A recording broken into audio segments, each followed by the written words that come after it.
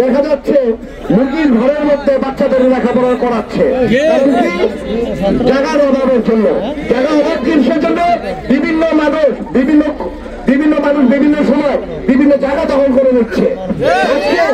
আমি বলি যে রূপগঞ্জের এরকম একটি অবস্থা, যে রূপগঞ্জের যে জায়গাগুলি যেই সুন্দর করে মানুষের কবরস্থান, মানুষের বাসস্থান সবকিছু একবার করে নিচ্ছে কিছু মানুষ তাদের সুবিধার জন্য। তবে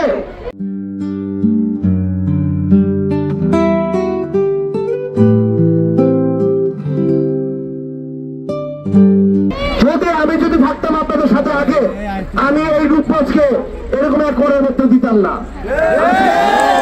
আপনারা সবাই দাবি করেছেন এই স্কুলে শুধু বিল্ডিং পর্যন্ত যাতে জায়গা ছাড়া হয়।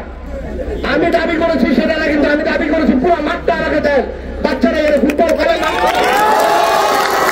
কারণ যদি বাচ্চারা খেলাধুলা না করে তাদের শরীর ভালো থাকবে না, তাদের মন ভালো থাকবে না।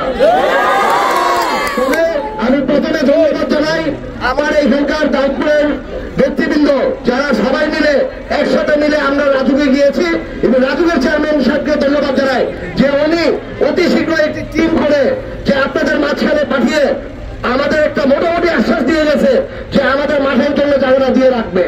তবে একটি কথা বলে, এই জায়গা নিতে হলে দাউদপুরের মানুষের আমাদের বুকের উপর দিয়ে পূর্ণচর যেতে হবে। তাছাড়া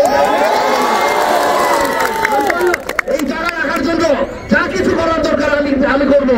আপনারা কি আমার সাথে রাখবেন? হাত তোলা থেকে আমরা সবাই একসাথে থেকে এই জায়গা প্রতিহত করবো। এবার এই জায়গা যাতে না নিতে পারে, শুধু এই জায়গা না, আরো অনেক কিছু জায়গা আছে। আপনারা বলেন আজকে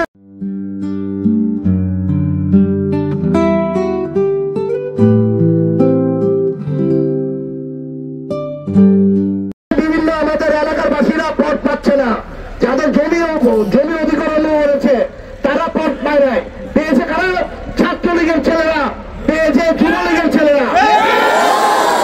তাদের তালিকা করে ওই পথগুলি কেটে এলাকাবাসীকে যাতে যারা ক্ষতিগ্রস্ত ছিল তারা যাতে পথ পায়, এই দিনের জন্য আমরা দীর্ঘ একটি আন্দোলনে ইনশাল্লাহ যাবো।